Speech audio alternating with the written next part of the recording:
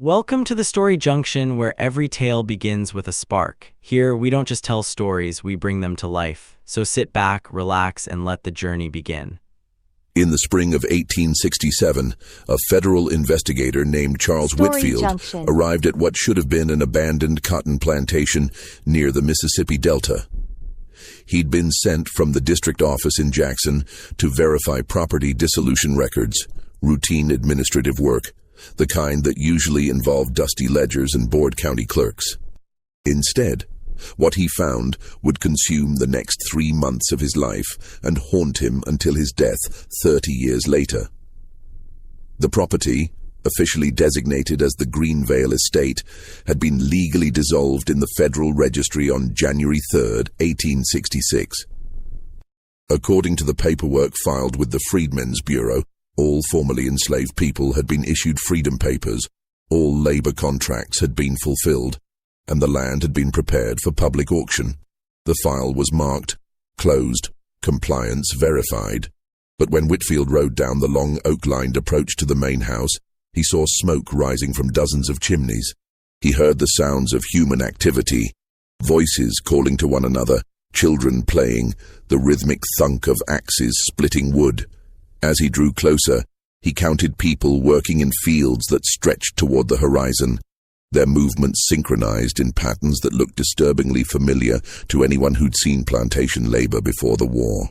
Whitfield had been doing this work for 2 years, traveling across Mississippi to verify that plantations were complying with federal emancipation requirements. He'd seen every variation of resistance: planters who'd fled and left their properties to collapse, planters who grudgingly paid minimal wages while treating workers with open contempt, planters who'd found creative loopholes in labor contracts. But he'd never seen this, a plantation operating at full capacity, with hundreds of people apparently living and working there, 2 years after it had been officially closed and its labor force supposedly freed. He spent that first day conducting a preliminary count: 347 people, men, women, children, elderly, all black, all living in the same cabins that had housed enslaved workers before the war, all subject to the authority of a white overseer who watched Whitfield with suspicious eyes. When Whitfield demanded to speak with whoever owned the property, he was brought to a man named Virgil Hayes, a name that appeared nowhere in the federal dissolution records. Hayes greeted him with elaborate courtesy, offered refreshments, and calmly explained that there had been administrative confusion regarding the property's status. "These people are free laborers under contract," Hayes said, his voice smooth as aged whiskey. "Every single one has freedom papers. I can produce documentation for each individual if you'd like." Whitfield said he would very much like to see that documentation. Over the following week, as Whitfield interviewed workers and examined papers, he began to understand that something far more sophisticated than simple defiance of federal law was happening at Greenvale. The workers had freedom papers, documents that looked official, bore government stamps, and contained all the proper legal language. They had labor contracts that appeared, on surface examination, to be legitimate free labor agreements. They received wages, or at least Hayes's ledgers claimed they did. But when Whitfield spoke privately with the workers, he heard a different story. He heard about promises that evaporated like morning dew. He heard about debts that multiplied faster than wages could pay them down. He heard about people who'd left Greenvale and vanished completely, as if the earth had swallowed them. He heard fear in voices that should have been speaking with the confidence of free citizens. On his 9th day at Greenvale, Whitfield sent a telegram to his superiors in Jackson. The message was terse. "Urgent. Greenvale estate situation. Requires immediate investigation. Evidence of systematic fraud and possible kidnapping. Request federal marshals." The response came 2 days later. "Stand by for instructions." Whitfield never received those instructions. On his 12th night at Greenvale, while staying at a boarding house in nearby Greenville, he was attacked in his room. 3 men with covered faces beat him severely, broke his right hand, and delivered a message. "Go back to Jackson, forget Greenvale. There are things here you don't understand." Whitfield recovered enough to travel and returned to Jackson, where he filed a comprehensive report detailing everything he'd discovered. The report was 47 pages long, included witness testimony from 16 workers, and concluded with a recommendation for immediate federal intervention. The report was filed under pending review and locked in a cabinet. 3 weeks later, Whitfield was reassigned to administrative duties in the Jackson office, forbidden from further field investigations. When he protested, his supervisor, a man named Edmonds who'd served in the Union Army and claimed to support Reconstruction, told him flatly, "There are political considerations you're not aware of. The Greenvale matter is being handled at a higher level." It wasn't. Whitfield checked periodically over the following months, using what limited access he had. No marshals were sent to Greenvale. No further investigation was conducted. His report remained in that locked cabinet, accumulating dust. In November 1867, Whitfield resigned from federal service. He'd joined the Freedmen's Bureau, believing he could make a difference, that federal power would be used to enforce emancipation and protect freed people from exploitation. Greenvale taught him otherwise. The system wasn't broken. It was designed to fail. Years later, in 1894, during an interview with a historian researching Reconstruction, the elderly Whitfield spoke about Greenvale. "I've seen many injustices in my life," he said, his voice trembling with suppressed rage. "But what happened at that plantation was something different. It was slavery with a legal veneer. It was hope weaponized as a tool of control. And the most disturbing part? The people trapped there had the very documents that were supposed to guarantee their freedom. They had freedom papers, official government papers, and those papers meant absolutely nothing." The historian asked what had ultimately happened at Greenvale. Whitfield shook his head. "I don't know. My report disappeared from federal archives sometime in the 1870s. There's no official record that the investigation ever happened. As far as the government is concerned, Greenvale was closed in 1866. And everyone left. But I know what I saw. 347 people trapped in plain sight, holding worthless papers and waiting for a freedom that had been sold to the highest bidder. Before we continue with the full story of Greenvale, how it happened, why it happened, and what became of those 347 people, I need to ask you something. If you're fascinated by the forgotten stories of American history, the ones that authorities tried to bury, the ones that reveal uncomfortable truths about how power operates, subscribe to this channel right now and hit that notification bell. These stories matter. They're not just history, they're patterns that repeat until we recognize them. And I want to know, what state are you watching from? Drop a comment below telling me your location. Because these events happened in communities just like yours, and their echoes are still with us. Now, let's go back to the beginning. Let's discover how hundreds of people could hold freedom papers and still never leave the plantation. To understand Greenvale, we need to travel back to the final months of the Civil War, when the Confederacy was collapsing and the entire social structure of the South was about to be torn apart and rebuilt. This is where our story truly begins. April 1865, the end of the war. The Greenvale estate occupied 1,700 acres of bottomland in Washington County, Mississippi, in the heart of the Delta region, some of the richest cotton-growing soil in the world. Before the war, the property had been valued at over $300,000. A fortune built on the labor of 412 enslaved people whose names appeared in ledgers as property, their monetary value calculated alongside livestock and equipment. The plantation had been in the Hayes family for 3 generations. Virgil Hayes's grandfather had purchased the land in 1802 when Mississippi was still a territory. His father had expanded it, buying adjacent properties and increasing the enslaved population. Virgil, 43 years old in 1865, had inherited everything when his father died in 1861, just months after Mississippi seceded from the Union. Unlike many planters who'd volunteered for Confederate service, Virgil Hayes never joined the Army. He claimed a medical exemption, a convenient heart condition that required him to avoid strenuous activity, but somehow never interfered with his management of the plantation. His neighbors whispered that he'd paid for the exemption, that his health was fine, that he simply valued property over patriotism. Hayes didn't care what they whispered. He stayed at Greenvale throughout the war, maintaining production even as the Confederacy crumbled around him. Hayes was not a typical planter. He'd been educated at the University of Pennsylvania, studying law and commerce, before returning to Mississippi to take over the family business. He read newspapers from New York and Philadelphia. He corresponded with businessmen in Boston. He understood that the war would end, that slavery would end, and that the planters who survived the transition would be those who adapted quickly and ruthlessly. So while other planters raged about the approaching Union Army, Hayes planned. The enslaved people of Greenvale knew something was changing long before official word arrived.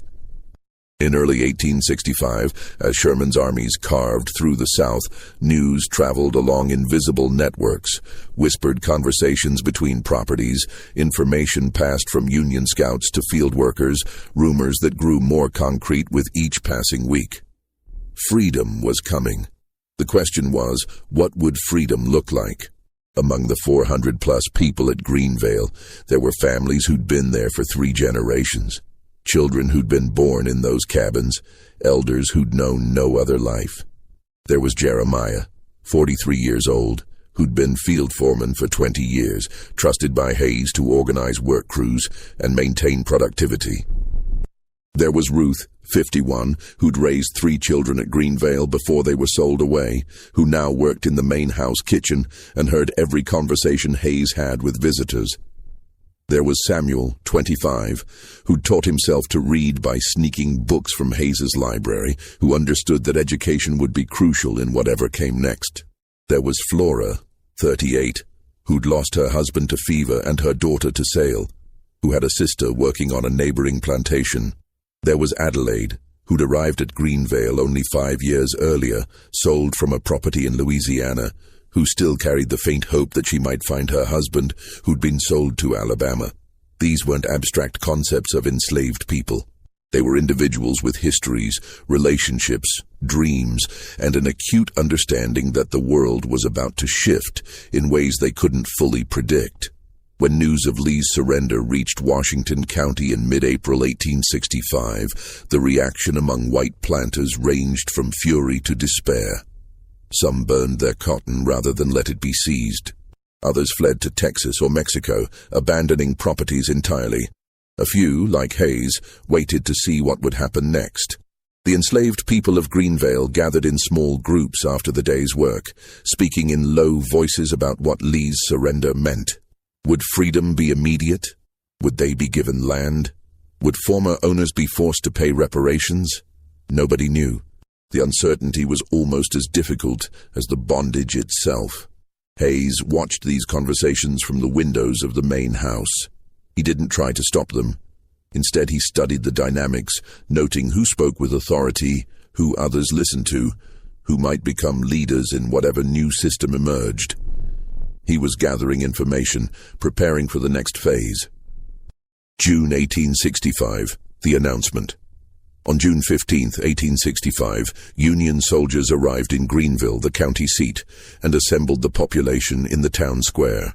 A captain read from a proclamation, slavery was abolished throughout the United States. All formerly enslaved people were now free. Freedom papers would be issued to anyone who requested them. The Freedmen's Bureau had been established to help facilitate the transition. The crowd of black faces listened with expressions ranging from joy to disbelief to caution. Some wept. Others stood silent, waiting to see what freedom would actually mean in practice. The soldiers stayed in Greenville for 3 days, setting up a temporary office to begin issuing documentation.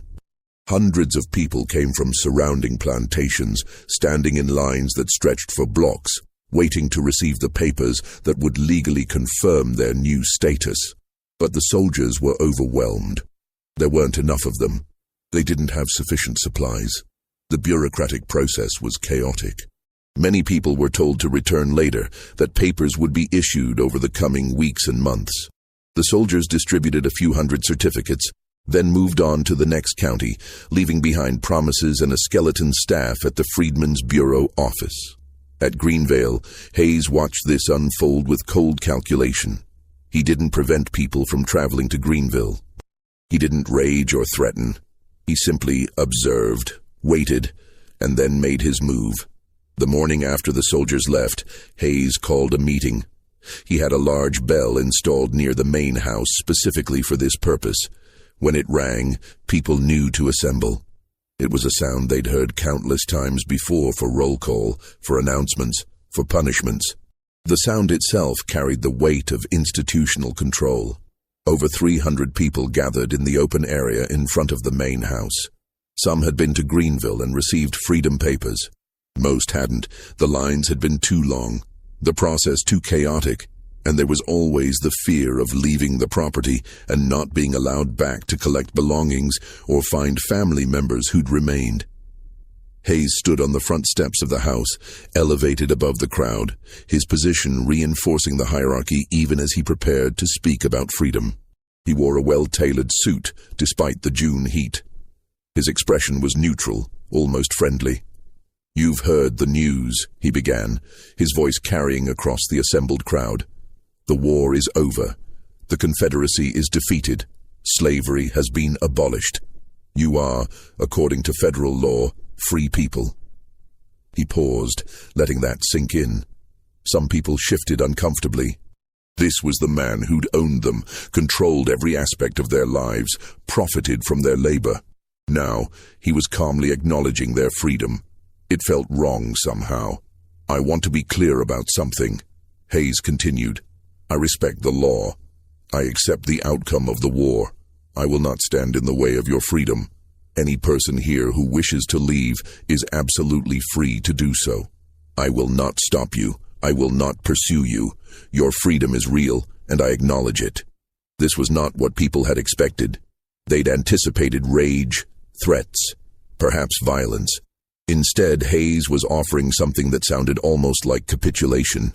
But those who knew him best, Ruth, Jeremiah, a few others who'd observed his patterns over years, felt a warning tingle. Hayes never did anything without calculation. "However," Hayes said, and there it was, the qualifier they'd been waiting for. "I want to talk to you about what freedom actually means in practical terms. Because freedom without resources is not really freedom at all." He painted a picture of the world beyond Greenvale, and every word he spoke was technically true. He talked about the towns where freed people were being turned away from jobs because white workers refused to work alongside them. He described the violence erupting in cities where racial tensions were exploding. He mentioned the reports of freed families starving on roadsides, turned away from towns, unable to find shelter or work. He noted that land ownership was being contested, that northern speculators were buying up property, that the Freedmen's Bureau was understaffed and overwhelmed. Every point was accurate. The post-war South was chaotic and dangerous. Freedom had been declared, but the infrastructure to support it was minimal. Many freed people were indeed facing desperate circumstances. "I'm not telling you this to scare you," Hayes said, his tone almost paternal. "I'm telling you this because I want you to make informed decisions. You're free. But freedom requires planning.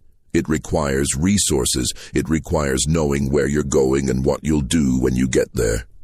He let that settle, watching faces in the crowd. Some people nodded slowly. Others looked uncertain. A few, like Samuel, remained skeptical, arms crossed, waiting for the real message. "Here's what I'm proposing," Hayes said. "I'm offering contracts for free labor. You stay here, work the land, and receive wages. $10 per month. That's fair market rate for agricultural work. I'll provide housing, food, and medical care as part of the arrangement. At the end of the harvest season, you'll receive a share of the cotton profits. Within a year, maybe 2, you'll have accumulated enough money to leave with real resources. You'll be able to buy land, start businesses, support your families. You'll leave Greenvale not as desperate refugees, but as people with means." He gestured to the property around them. "This land has been your home. These cabins have housed your families. You know this work. You know me. Yes, you were enslaved here, and that was wrong. The law has recognized that. But this can be a bridge to your future. Use what you know, earn what you can, and then leave when you're truly ready. It was a masterful speech. Hayes had acknowledged the moral wrong of slavery while positioning himself as a pragmatic helper. He'd described real dangers while offering a solution. He'd framed continued labor at Greenvale not as subjugation but as strategic planning. Jeremiah raised his hand. Hayes nodded to him. "What about the freedom papers?" Jeremiah asked. "The soldiers said we need official documentation." "Absolutely," Hayes replied, "and you'll get them. I've already made arrangements with the county clerk's office. A certified clerk will come here next week to issue proper freedom papers to everyone. You'll have official federal documentation of your status. And those of you who choose to accept my labor contracts will have both your freedom papers and your employment contracts. Everything legal, everything documented." A woman named Dinah spoke up. "What if we want to leave before the year is done?" Hayes's expression remained pleasant, but his eyes hardened slightly. "The contracts will be for a full term, 1 year. That's standard for labor agreements.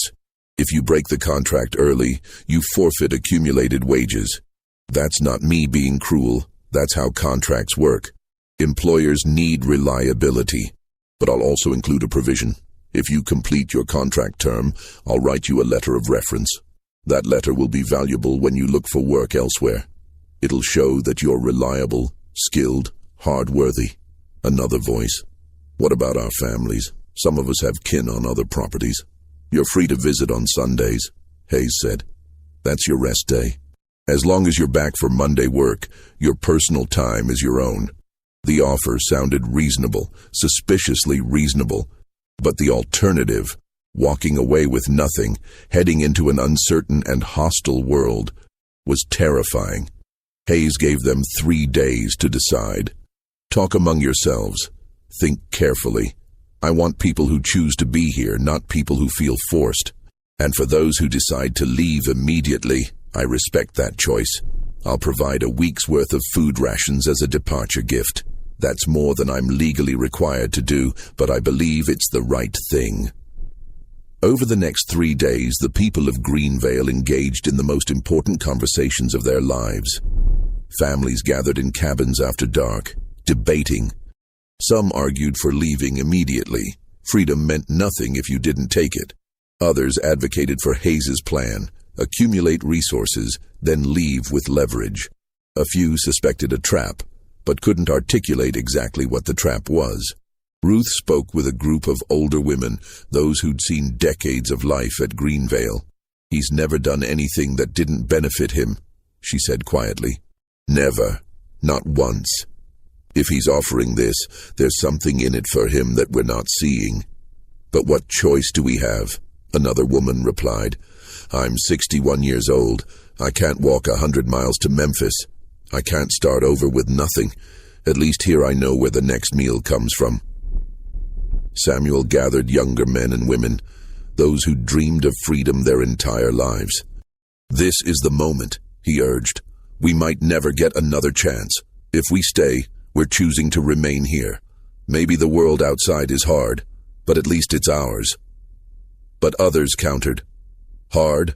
People are dying out there, starving, being attacked. At least here we're alive." Jeremiah, who'd held authority as field foreman, found himself paralyzed by the decision.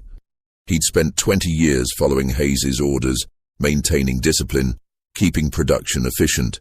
He'd been given slightly better food, a slightly larger cabin, small privileges that created a buffer between him and other workers. Now that buffer felt like a chain. If he left, he'd be just another freed black man with no status, no connections, no resources. If he stayed, he'd be, what? Still following Hayes's orders, but for wages this time. Flora thought about her sister on a neighboring plantation. If she left Greenvale, she could try to find her, maybe travel together to wherever freed people were gathering. But her sister might have already left. They might miss each other completely. At least if Flora stayed put, her sister would know where to find her. These were the calculations of people trying to navigate freedom with incomplete information, limited resources, and the trauma of a lifetime of bondage affecting every decision. Late June 1865. The paperwork. On the morning of June 22nd, a wagon arrived at Greenvale carrying a thin man in his 50s, wearing clerk's clothing and carrying an official-looking leather satchel. His name was Porter, and he introduced himself as a deputy clerk from the Washington County Administrative Office. Hayes greeted him warmly, and they disappeared into the main house for 20 minutes. When they emerged, Porter was carrying a large stamp, several ink pads, and a stack of blank certificate forms. A table was set up on the front porch of the main house. Porter sat behind it, arranged his materials with bureaucratic precision, and Hayes rang the bell. "Everyone who wants freedom papers, form a line," Hayes announced. "This is official federal documentation. Mr. Porter is certified to issue these certificates. You'll be called up individually." The line formed quickly. Over 300 people, waiting for the moment that would legally confirm their liberation. The process was slow. Porter asked each person their name, confirmed their age and physical description, filled out the certificate in careful handwriting, applied the official stamp with a satisfying thunk, and handed over the document. When Ruth's turn came, she stood before the table with her heart hammering. Porter looked up at her with tired eyes. "Name?" "Ruth," she said, then hesitated. She'd never had a surname. She thought about the word that had consumed her thoughts for weeks. "Ruth Freeman." Porter wrote it down. "Age?" 51, best I can figure. He asked a few more questions. Place of birth, previous owner's name, any distinguishing marks. Then he completed the certificate, pressed the stamp onto the paper with that authoritative thunk, and handed it to Ruth. She held the paper with trembling hands. It was thick, official-looking parchment. At the top, printed in formal typography, "United States of America, Certificate of Freedom." Below that, her new name written in elegant script, Ruth Freeman. The date, June 22nd, 1865. And at the bottom, a circular stamp that read, "Washington County, Mississippi, Office of Records, Certified." Ruth couldn't read all the words, but she recognized her name. She saw the stamp. It looked real. It felt real. This was supposedly the document that proved she was no longer property, that she was a citizen, that she was free. She returned to her cabin and hid the certificate in a tin box she kept under her bed, the most valuable thing she'd ever owned. The process continued for 2 days. By the end, 318 people had received freedom papers. Every certificate looked identical. Same heavy parchment, same printed header, same official stamp. They looked exactly like the legitimate freedom papers that had been issued in Greenville by the Union soldiers. Because Porter had been present in Greenville during those 3 days. He'd watched the process, he'd studied the certificates, and he'd noted every detail needed to create convincing forgeries. Porter wasn't a deputy county clerk. He was a forger who'd operated in New Orleans before the war, specializing in property deeds and legal documents. When the Confederacy collapsed, he'd moved to Mississippi where chaos created opportunity. Hayes had found him through a network of businessmen who understood that the post-war period would require certain flexible services. The stamps were real. Porter had acquired them from a corrupt county official who sold access to government seals for the right price. The parchment was real, purchased from the same supplier who provided materials to the Greenville office. The printed headers were real. Porter had access to a printing press in Natchez. The only thing false was the authority behind them. These certificates had never been registered with federal offices. They existed in no official database. They were props, elaborate theater designed to create the illusion of legitimacy. But the people who received them had no way of knowing that. They'd never seen real freedom papers up close. They had no experience with federal bureaucracy. The documents looked official, felt official, and came with Hayes's assurance that they were proper and legal. The contracts immediately after receiving their freedom papers, people were offered a second document. the labor contract. Hayes had prepared these carefully, working from templates used by other planters, but adding his own sophisticated modifications.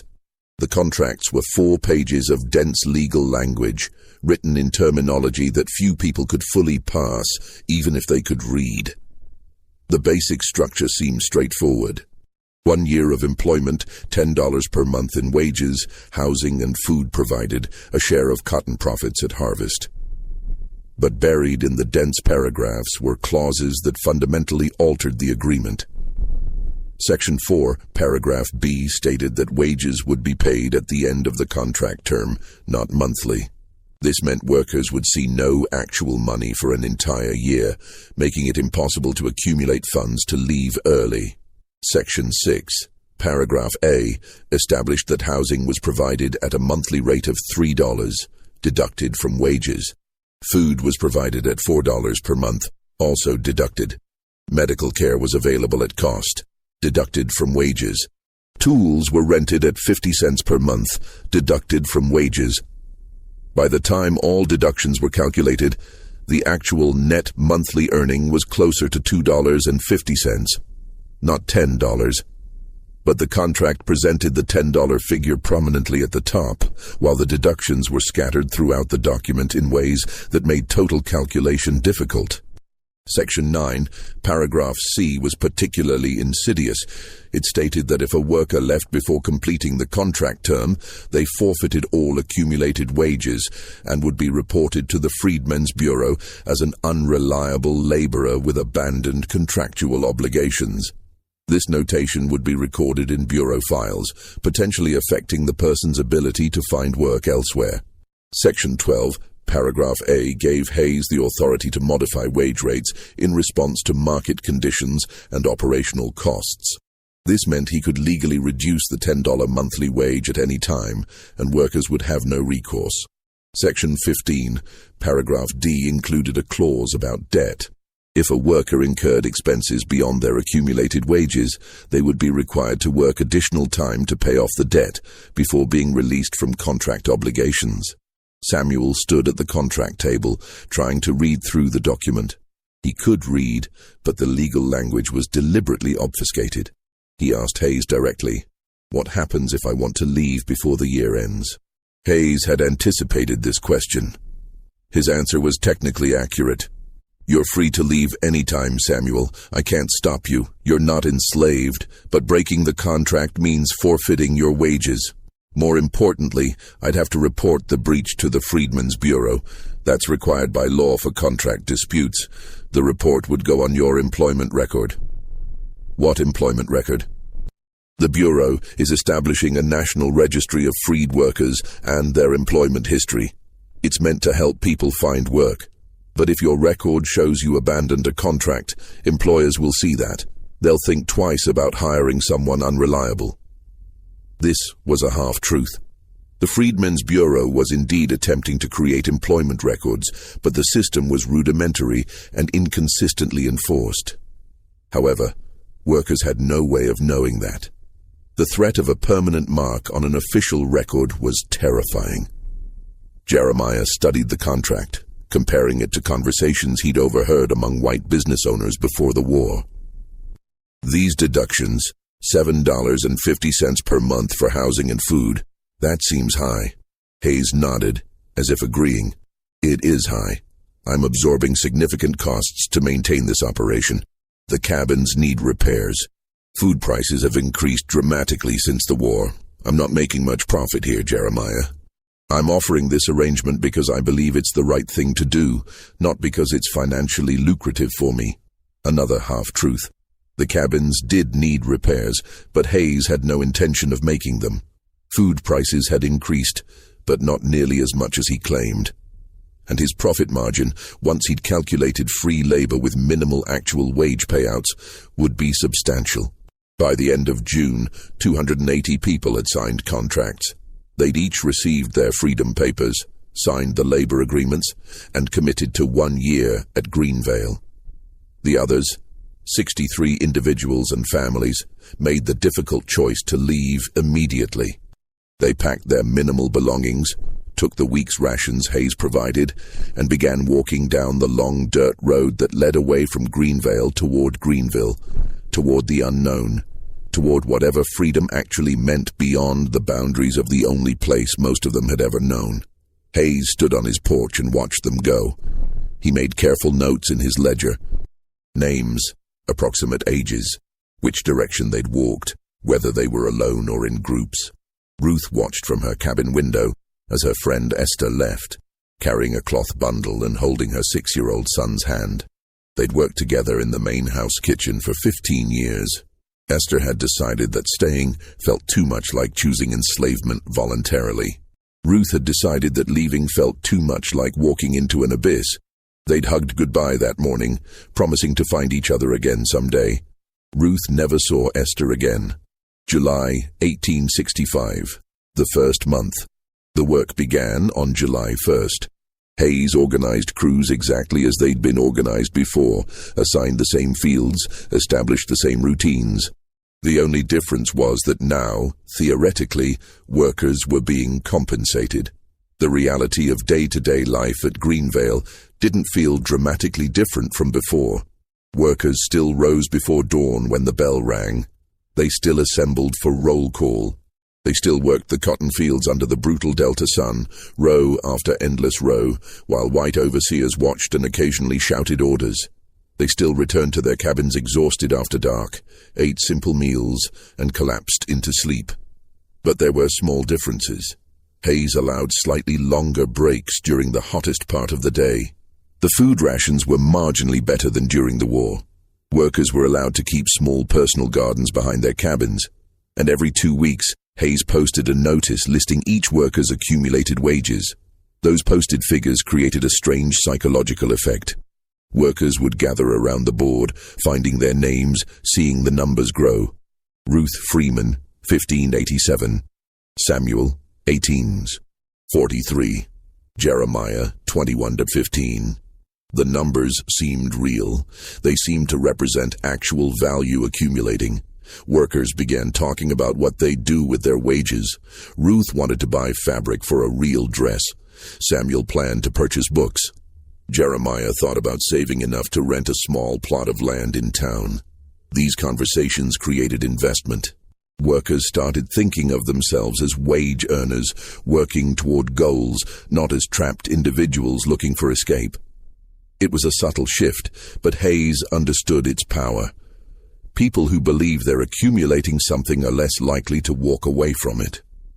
But as July progressed, some workers began noticing inconsistencies. Dinah had been keeping her own count on a piece of paper hidden in her cabin. She'd marked each day worked, calculating her expected wages. According to her math, she should have earned $10 for July.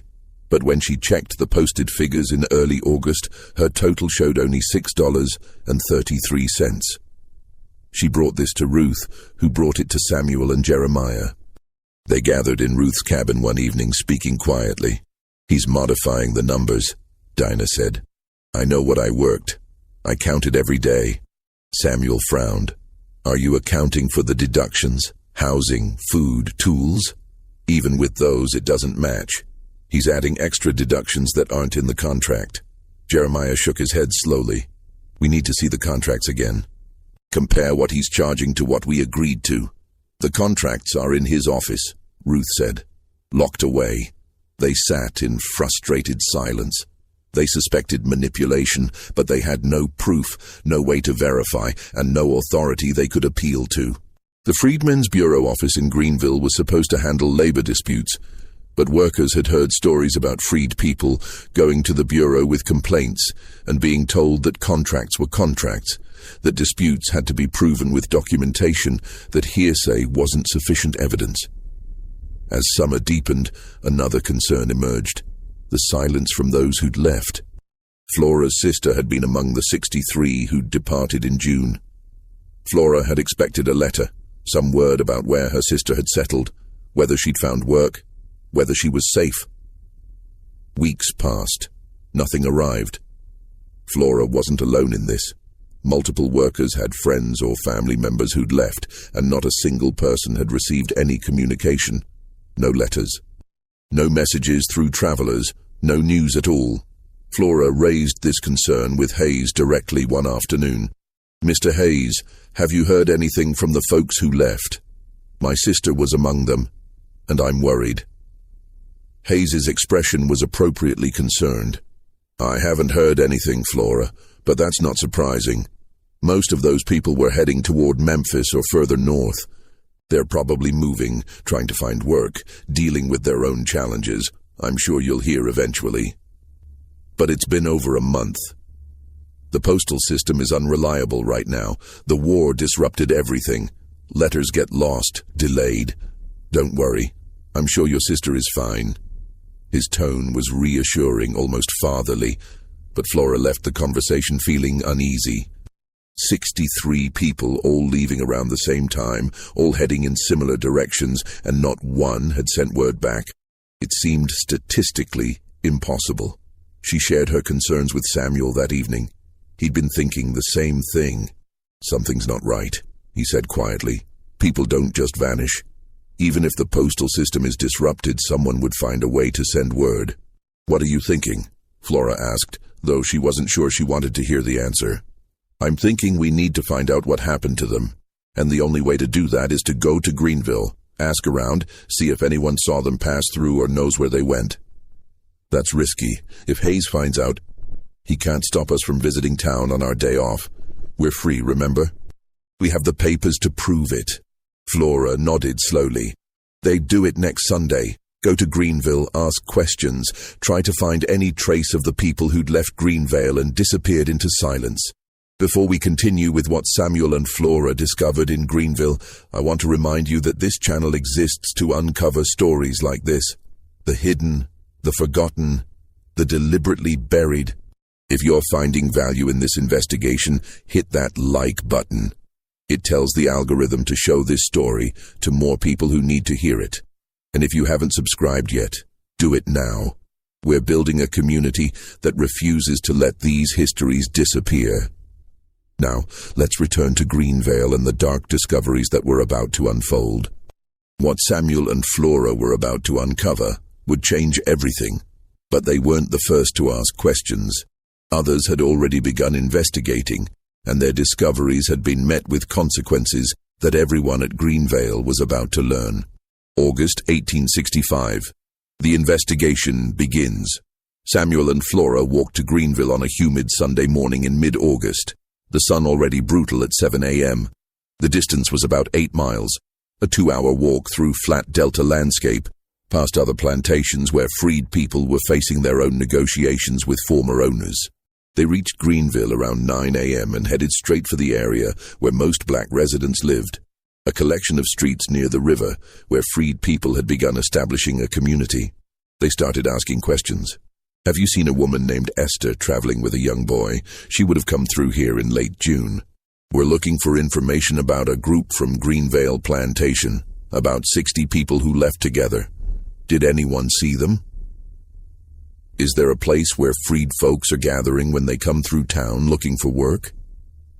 They spent hours talking to people, describing the individuals who'd left Greenvale, and everywhere the response was the same. Nobody remembered seeing a large group from Greenvale passing through in June. A woman running a boarding house for freed people was particularly certain. "I remember every family that's come through here looking for shelter. I haven't seen 60 people from any single plantation all at once. That would have been noticeable. Where'd they go?" "That's what we're trying to find out," Samuel said. They visited the Freedmen's Bureau office, a small building near the courthouse staffed by a single exhausted clerk named Morrison. Samuel explained their concern. A large group of freed people had left Greenvale in June, and there'd been no word from any of them. Morrison checked his registry. "No one from Greenvale has registered here, but not everyone registers. Some people just pass straight through, heading for larger cities. 60 people with children? They'd need supplies, rest, information. They would have stopped somewhere." Morrison shrugged helplessly.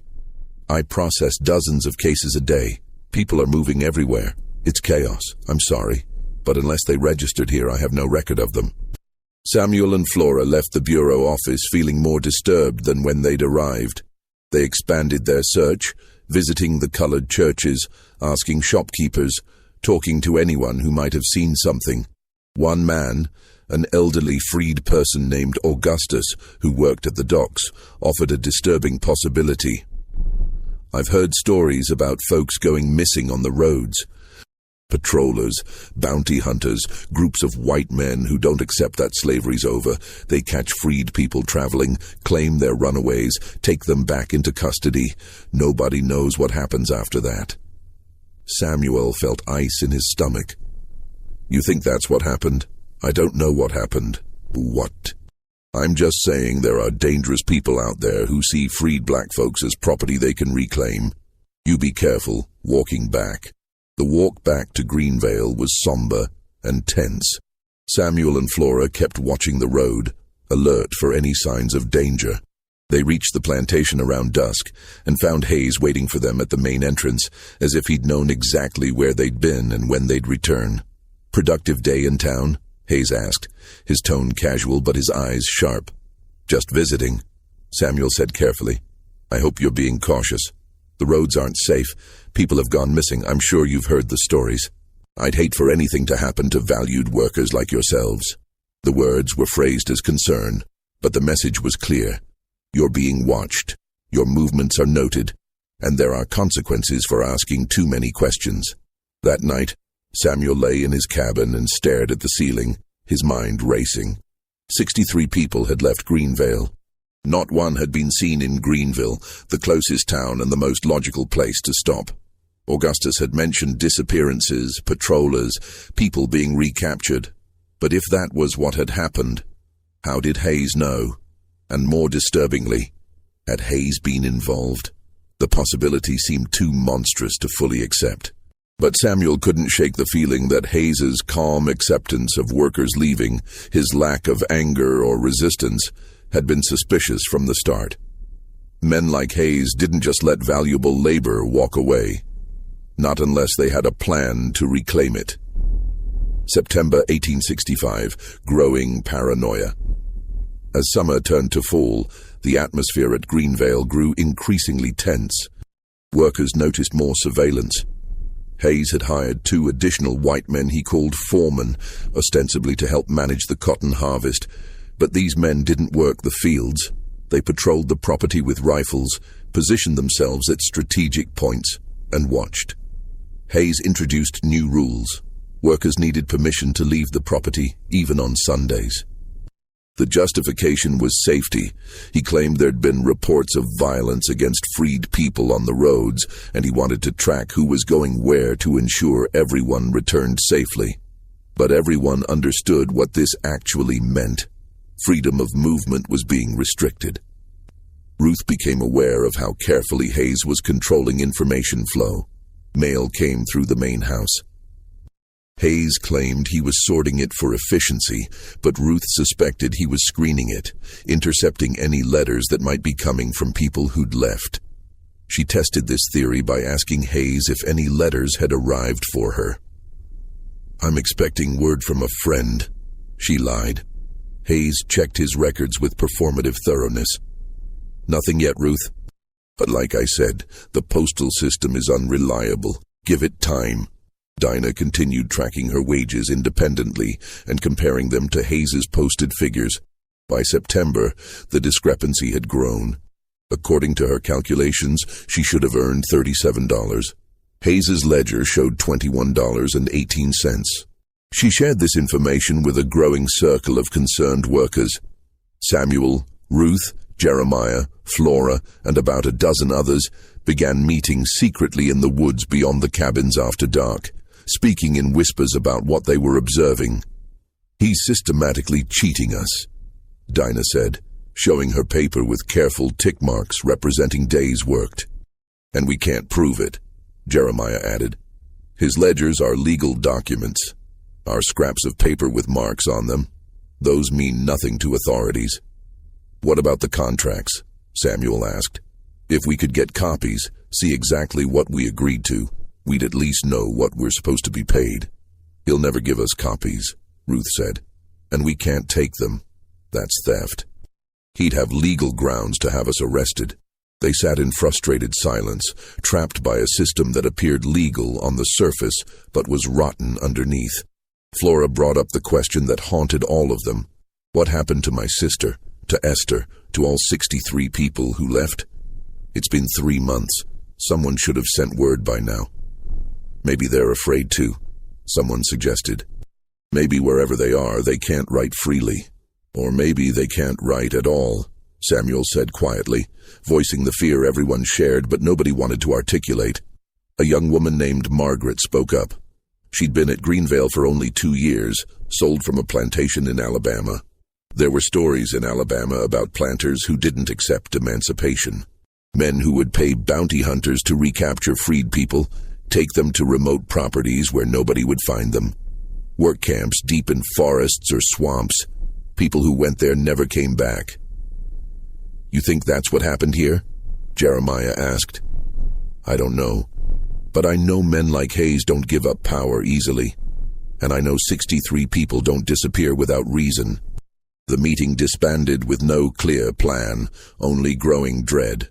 They were trapped in a web they could see but couldn't escape, and every day the web grew tighter. October 1865, medical extortion. In early October, a flu outbreak hit Greenvale. It started with children developing fevers, then spread to adults. Within a week, over 40 people were sick. Hayes brought in a doctor from Greenville, the same physician who'd treated Thomas for fever earlier. The doctor moved through the cabins, examining patients, distributing quinine and other medicines, providing treatment that undoubtedly saved lives. But 2 weeks later, when workers checked their wage postings, they discovered massive medical deductions. $5 for a doctor's visit, $3 for medicines, $2 for ongoing care. The costs varied, but almost everyone who'd been sick now owed substantial amounts. Thomas, who'd fully recovered, found his accumulated wages reduced from $43 to $18 due to medical charges. He went to Hayes's office, anger barely contained. I can't afford this. $25 for the flu? Hayes opened a file, showing itemized receipts written in the doctor's handwriting. The doctor charges what he charges, Thomas. I paid him on your behalf because you needed treatment. Would you have preferred I let you suffer without medical care? I didn't ask for treatment that cost more than 2 months' wages. The alternative was to travel to the colored hospital in Vicksburg, 40 miles away, while sick with flu. In your condition, you likely would have died on the journey. I made a decision to save your life. Now you're upset about the cost? Thomas felt the trap closing around him. Hayes had positioned the medical care as a gift, a life-saving intervention, while simultaneously using it as a tool to deepen financial obligation. How am I supposed to pay this off? You keep working. The debt is deducted over time. You're not being punished, Thomas. You're being helped. Thomas left the office feeling more trapped than ever. His freedom paper was hidden in his cabin, a worthless document that granted theoretical liberty, while practical liberty remained impossible. The medical crisis affected dozens of workers similarly. People who'd accumulated wages over 4 months suddenly found themselves deeply in debt, their earnings wiped out by medical expenses they'd never agreed to incur. Ruth realized this was part of the system. Hayes wasn't just exploiting their labor, he was manufacturing debt, creating financial obligations that would extend contract terms indefinitely. The 1-year contracts were an illusion. There would always be new expenses, new deductions, new reasons why workers couldn't leave. She shared this insight with Samuel. He's not planning to let anyone leave. Ever. The contracts are just paperwork to make it seem legal. Then we need to break the system, Samuel said. Find a way to expose what he's doing. How? We have no authority, no money for lawyers, no proof that would hold up in court. Then we get proof, somehow. But before they could formulate a plan, something happened that changed the entire situation. November 1865, the federal agent. In mid-November, a man arrived at Greenvale wearing a Union Army coat and carrying federal identification. His name was Lieutenant Marcus Webb, assigned to the Freedmen's Bureau Regional Office in Vicksburg. He'd received an anonymous letter describing conditions at Greenvale and requesting investigation. Samuel had sent that letter. He'd written it weeks earlier, documenting everything they'd observed. The falsified wage records, the excessive deductions, the disappeared workers, the restriction of movement. He'd given the letter to a traveling merchant who'd promised to mail it from Natchez, far enough away that Hayes wouldn't be able to trace it back to Greenvale. Now a federal agent was here. Hayes greeted Webb with elaborate Southern hospitality. "Lieutenant, welcome to Greenvale. I'm pleased to see the Freedmen's Bureau taking interest in our operation. I've nothing to hide. Everything here is legal and proper." Webb was 32 years old, a former schoolteacher from Ohio, who'd served in the Union Army and joined the Bureau because he believed in Reconstruction. He was idealistic but not naive. He'd seen enough exploitation across Mississippi to recognize patterns. "I've received a complaint," Webb said bluntly. "Allegations of fraudulent labor practices, falsified records, and possible illegal detention of workers." Hayes didn't flinch. "I welcome a thorough investigation. You'll find that every worker here is free, properly documented, and working under voluntary contracts. I can provide complete records." Webb spent 3 days at Greenvale. He set up a temporary office in an unused building and conducted interviews, speaking with workers individually. He reviewed contracts, examined Hayes's ledgers, and compared posted wages to contract terms. The workers faced a terrible dilemma. Webb represented federal authority, the possibility of justice. But he was also one man who would eventually leave, while Hayes was permanent. If they complained openly and Webb's investigation led nowhere, they'd face retaliation. Most workers gave careful, vague answers when interviewed. "Are you here voluntarily?" "Yes, sir." "Are you being paid fairly?" "Mr. Hayes pays what he pays." "Have you experienced any coercion or threats?" "No, sir." Webb could sense the fear beneath their words, but fear alone wasn't evidence. Then he interviewed Samuel. Samuel had spent days deciding whether to speak openly. It was a massive risk, but if he didn't, nothing would change. When Webb asked if there were any concerns about working conditions, Samuel made his choice. He spoke quickly, voice low, aware that Hayes might learn of this conversation. He described the wage discrepancies, the excessive medical charges, the workers who'd left and vanished. He talked about Hayes's surveillance, the restricted movement, the sense that despite holding freedom papers, they were still trapped. Webb took careful notes. "Do you have documentary evidence? Records that contradict Hayes's ledgers?" "Only our word. His records show what he wants them to show." "What about the people who left? Do you have names?" Samuel listed as many as he could remember. 63 people. Webb wrote down every name. "Are you willing to make an official complaint?" Webb asked. "For me to take legal action, I need someone willing to testify under oath." Samuel hesitated. An official complaint would put his name on record.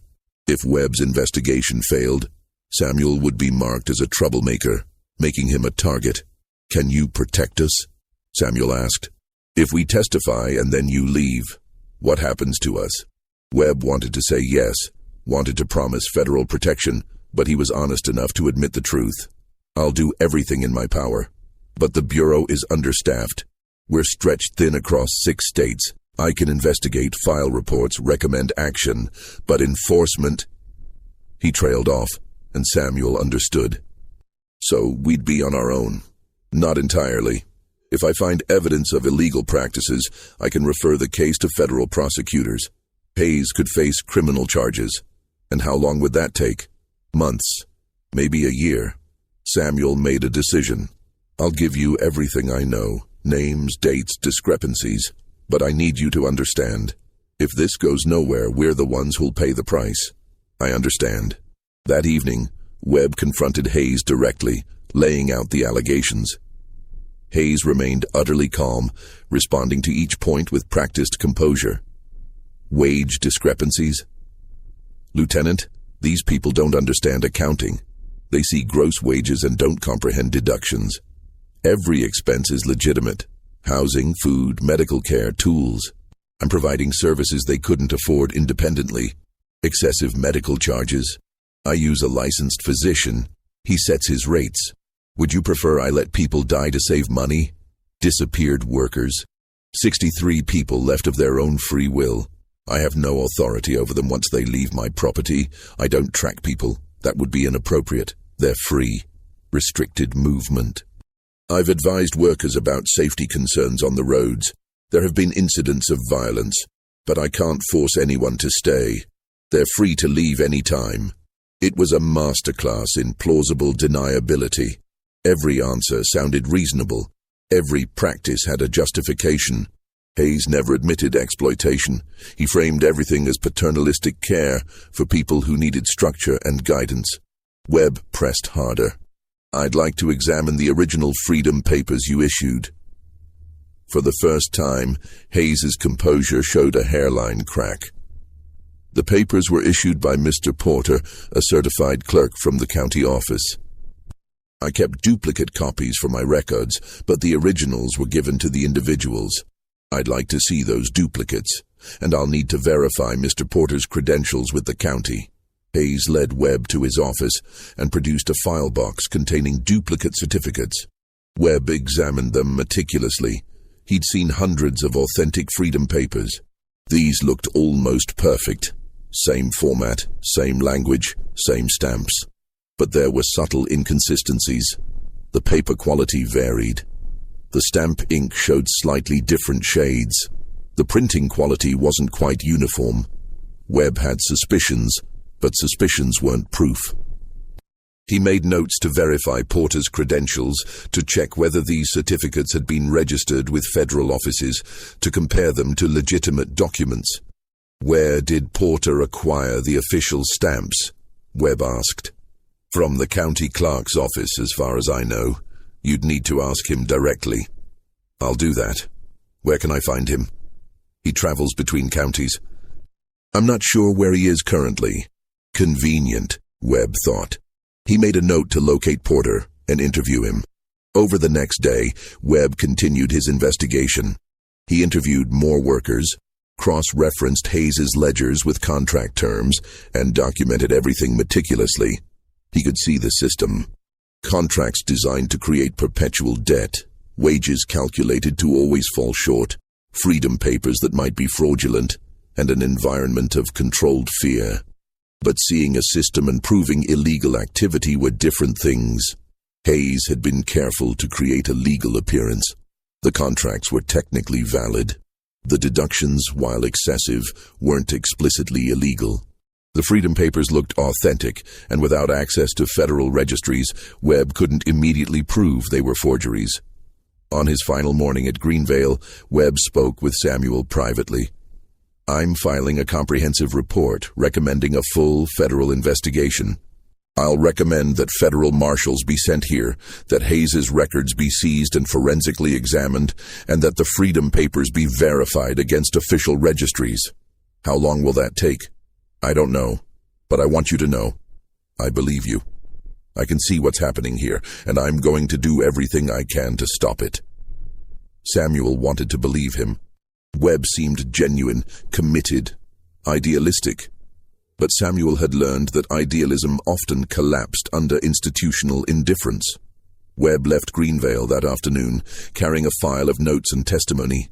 He promised to send word about the investigation's progress. That word never came. 3 weeks after Webb's visit, a notice appeared on the board outside Hayes's office. It stated that Lieutenant Marcus Webb had been reassigned to duties in Texas and was no longer serving Mississippi. All ongoing investigations under his supervision had been transferred to a new officer who would review cases in order of priority based on available resources. Samuel read the notice and felt his last thread of hope snap. There would be no investigation, no federal marshals, no verification of freedom papers. Webb had been neutralized, whether through bureaucratic reassignment or something more sinister, it didn't matter. The result was the same. They were alone. What happened to Lieutenant Webb? Was his reassignment legitimate? Or was he silenced because he'd gotten too close to the truth? These are questions we may never answer. But what happened next at Greenvale The harvest, the broken promises, and the final revelation. Those stories survived. But before we continue, I need you to do something. Share this video. Stories like this disappear when we stop telling them. Send this to someone who values truth over comfort. And leave a comment telling me, do you think Webb was reassigned naturally, or was it more sinister? Now let's continue with the harvest season that revealed the full scope of Hayes' betrayal. As autumn deepened into winter, the cotton harvest began. The moment when Hayes had promised workers would receive their share of profits. The moment when a year of labor would supposedly be rewarded. What actually happened would destroy what little trust remained and set in motion the events that would finally expose the Greenvale system. Late November, 1865. Harvest season. The cotton harvest was the most labor-intensive period of the year, requiring every available person working from dawn until well after dark. The fields had produced well despite the wartime disruptions. Good soil, adequate rain, and relentless labor had generated a substantial crop. Hayes had promised that workers would receive a share of cotton profits in addition to their regular wages. This promise had been a key selling point of the contracts, the incentive that had convinced many people to stay. Now, as thousands of pounds of cotton were picked, ginned, and prepared for market, workers began calculating what their shares might be. Cotton was selling for approximately 30 cents per pound in 1865. If Greenvale had produced 40,000 pounds, a conservative estimate that meant $12,000 in gross revenue, even after deducting operational costs, the profit should have been substantial. Workers did the math in their cabins at night. If 280 people split even a modest portion of the profits, each person might receive an additional $50 to $100, enough to finally leave, enough to start fresh somewhere else. Ruth dared to hope that perhaps she'd been wrong, that perhaps Hayes would honor this part of the agreement, that the year of labor would result in real compensation. December 1865, the reckoning. In mid-December, after the last of the cotton had been sold and shipped, Hayes called a meeting. Workers assembled in front of the main house, the same space where they'd first heard his offer 18 months earlier. Hayes stood on the porch with a stack of papers, the financial accounting. The cotton brought in $11,200, he announced. That's gross revenue. Now let me explain the expenses. He read through a detailed list. Costs for cotton gin operation, transportation to market, storage fees, equipment maintenance, property taxes, insurance, administrative overhead, and 100 other line items. By the time he'd finished, the operational costs totaled $9,800. That leaves a net profit of $1,400, Hayes said. According to the contracts, workers are entitled to a share of net profits after expenses. I'm distributing that amount proportionally based on each worker's contribution over the year. $1,400 divided among 280 people meant approximately $5 per person. The silence that followed was absolute. Workers stared at Hayes in disbelief. $5. After a year of labor, after working harvest hours that stretched 14 hours per day, after picking 40,000 pounds of cotton by hand, each person was receiving $5 as their share. Jeremiah found his voice first. $5? The cotton sold for $11,000. Gross revenue, Hayes repeated patiently. Not profit. Running a plantation is expensive. I've itemized every expense. It's all documented. You're welcome to review the accounting. But reviewing the accounting meant parsing financial documents that most workers couldn't read, verifying expenses they had no way to check, and challenging numbers that Hayes controlled completely. This isn't what we expected, Ruth said, her voice shaking. I understand your disappointment, Hayes replied, his tone sympathetic. It was a challenging year. Cotton prices weren't as high as projected. Costs exceeded initial estimates. But I've been fair in the distribution. Every worker is receiving their proportional share based on the actual profit. Thomas stepped forward. According to my count, I should have earned $120 in wages over the year. Your ledger shows $48, and now you're giving me $5 more. That's $53 total for a year of work. The difference is deductions, Thomas. Housing, food, medical care, tools, it's all itemized in your individual account. I can show you line by line. I don't believe your numbers. Hayes's expression hardened slightly. Are you calling me a liar? The question hung in the air. Dangerous. Thomas had no proof, only his certainty that the numbers didn't add up. But certainty without evidence meant nothing. I'm saying the numbers don't match what I expected, Thomas said carefully. Expectations and contractual reality are different things. I've fulfilled my obligations under the contracts. You've received fair compensation based on actual financial performance. Hayes then made his next move, the one he'd been planning all along. I'm offering new contracts for the coming year. Those who wish to stay can sign on for another term. Based on this year's performance, I'm adjusting terms slightly. $12 per month base wage with the same deduction structure. I'm confident next year's cotton crop will be stronger and profit shares will be higher. $12 per month sounded better than $10, but everyone understood the game now. The $12 would be eaten up by deductions, expenses would multiply mysteriously, and next year's profit share would evaporate just like this year's had. And yet, what choice did they have? Most workers had accumulated less than $50 over the entire year. $50 wasn't enough to relocate, buy land, establish a new life. Leave now, and they'd be starting over with almost nothing. Stay one more year, and maybe they'd accumulate enough to actually escape. It was a trap built on sunk cost fallacy. They'd already invested a year. Walking away meant accepting that the year had been wasted. Staying offered the illusion that the investment might eventually pay off. Over the following week, most workers signed new contracts. The alternative, leaving with $50 and no plan, was too terrifying. But Samuel refused. January 1866. Samuel's departure. Samuel had spent the year since emancipation learning everything he could about the new world emerging around them. He'd saved $28, despite Hayes's deductions. It wasn't much, but it was enough to try. On January 8, 1866, Samuel went to Hayes's office and informed him that he wouldn't be signing a new contract. I'm leaving, Mr. Hayes. My contract term is completed. I've fulfilled my obligations. Hayes didn't argue. His expression was almost sad. I'm sorry to hear that, Samuel. You're a good worker. Are you sure about this? The world outside can be harsh. I'm sure. Where will you go? North. Memphis, maybe. Hayes nodded slowly. Well, you're absolutely free to go. I wish you the best of luck. Stop by the office tomorrow morning. I'll have your final wage payment prepared and a letter of reference. That letter will be valuable when you look for work. Samuel was suspicious of Hayes's easy acceptance, but legally there was nothing Hayes could do to prevent him from leaving. The contract term was over. Samuel was free.